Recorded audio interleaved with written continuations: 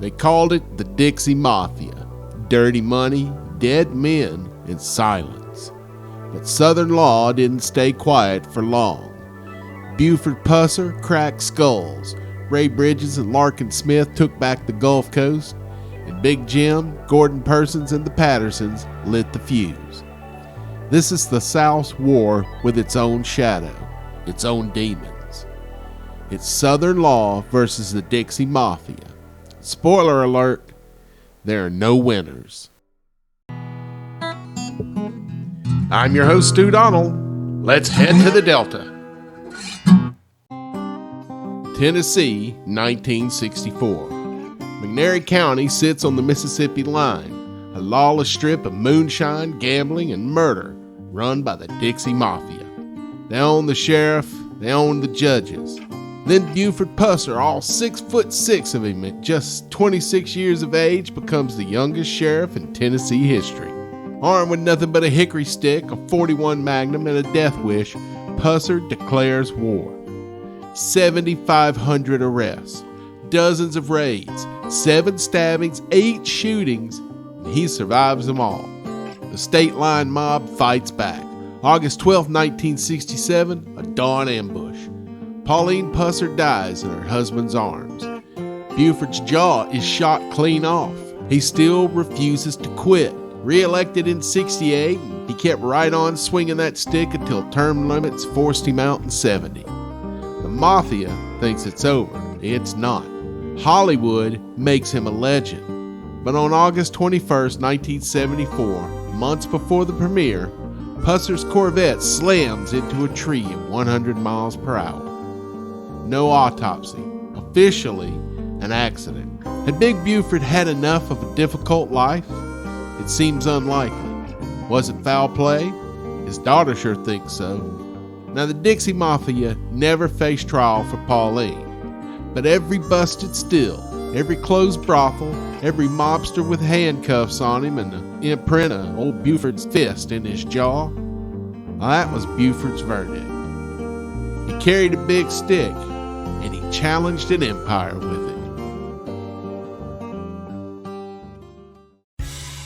Mobile County, Alabama, 1955. Gulf Coast cash flows through bootleg whiskey, slot machines, and heroin dropped off to shrimp boats. The Dixie Mafia owns the night. Then Ray D. Bridges, a soft-spoken sheriff with a steel spine, takes the oath. Bridges' first move? Modernize. He drags the office out of the horse and buggy era. He adds radio cars, fingerprint labs, Alabama's first sheriff posse, 50 volunteer businessmen on horseback ready to ride at dawn. Next, war on the mob. Bridges maps every back road still, every dockside drop.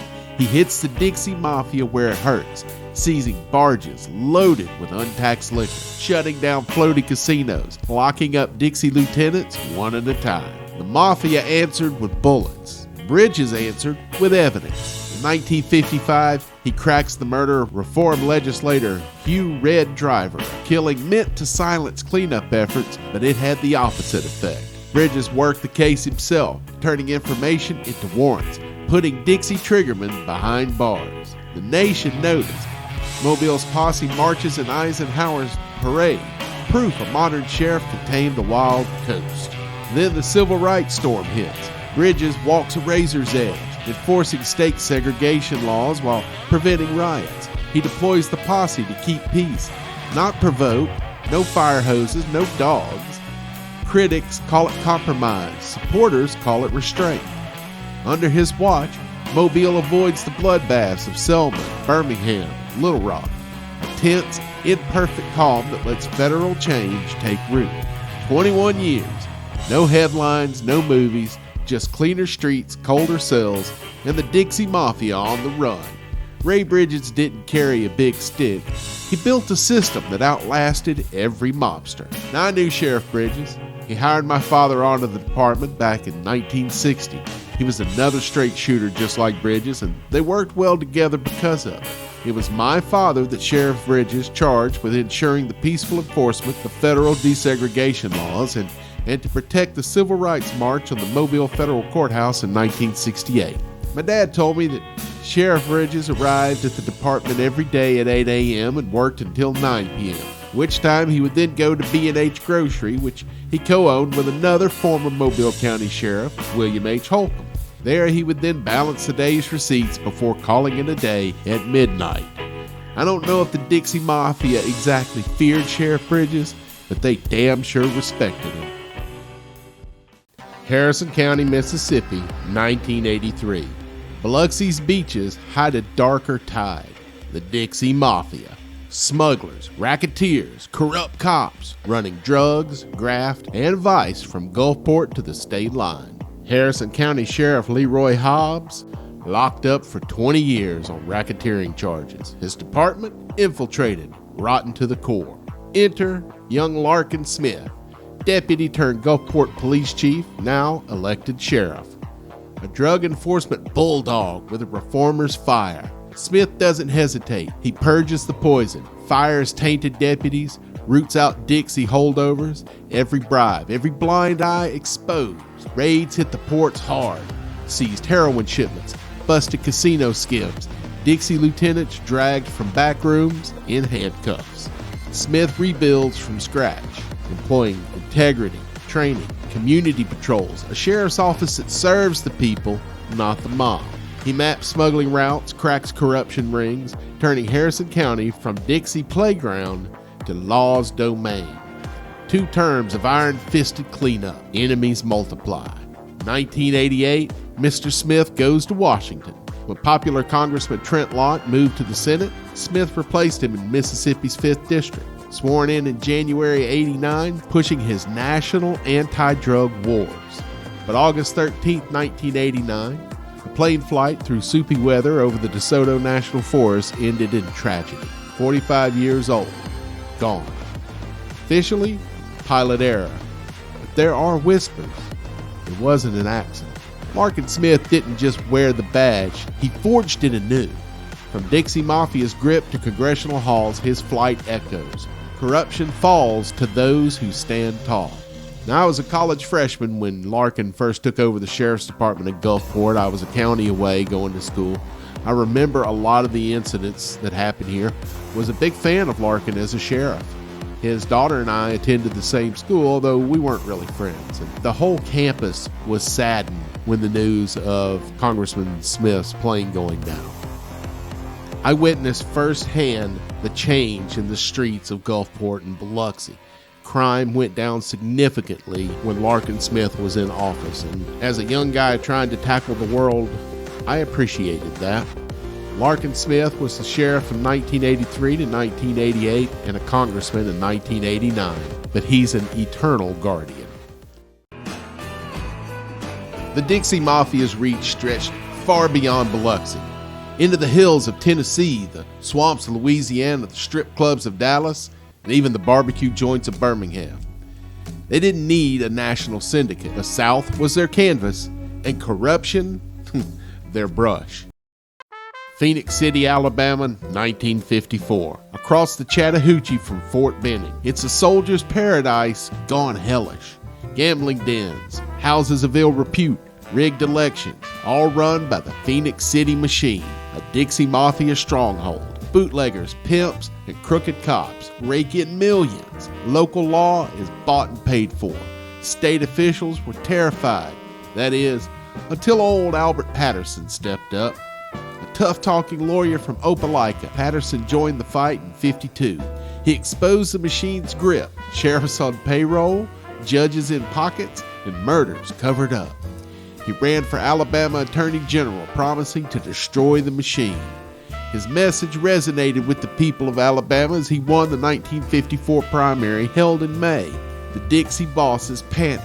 Around midnight June 18th, Patterson is shot in the head outside his office. No witnesses, no justice. The machine celebrates. But Albert's son, John Patterson, swears vengeance. Grand juries indict 9 machine men, including Sheriff J.W. Bill Howell. As the trial drags on, it seems acquittals loom. Enter Gordon Persons, the no-nonsense governor who served from 51 to 55. He had watched the rot fester. After Patterson's murder, riots brewed.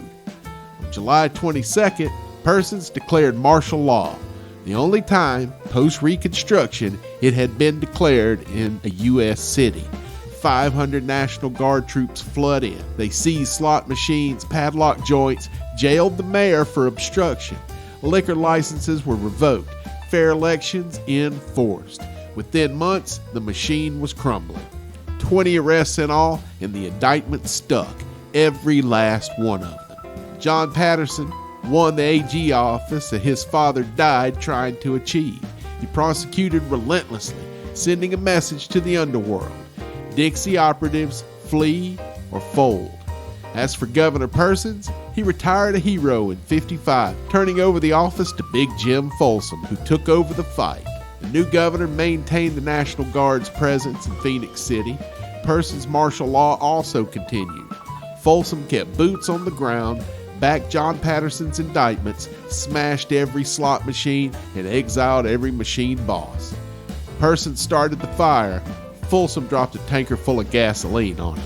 In '59, John Patterson was elected governor and, of course, banned bingo statewide.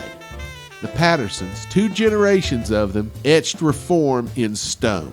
Phenix City was cleansed for decades. No Hollywood theatrics here, just cold, brutal justice. Big Jim, Persons, and the Pattersons didn't just fight the Dixie Mafia, they knocked it to the ground bloody and beaten.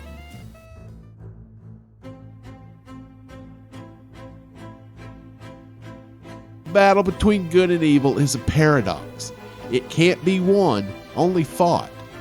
As the years have gone by, the Dixie Mafia have returned, and if not the Dixie Mafia per se, someone pretty much just like them. Crips and Bloods, Texas Syndicate, Latin Kings, and the Aryan Brotherhood, to name a few, are all trying to get a piece of that southern action. But modern law enforcement keeps taking the fight to them. Like they say, the battle between good and evil can't be won, but the only way to lose is to stop fighting. Hey hippie, put the pipe down and hit the like and subscribe buttons, or I'm gonna tell the drug dogs where your stash is.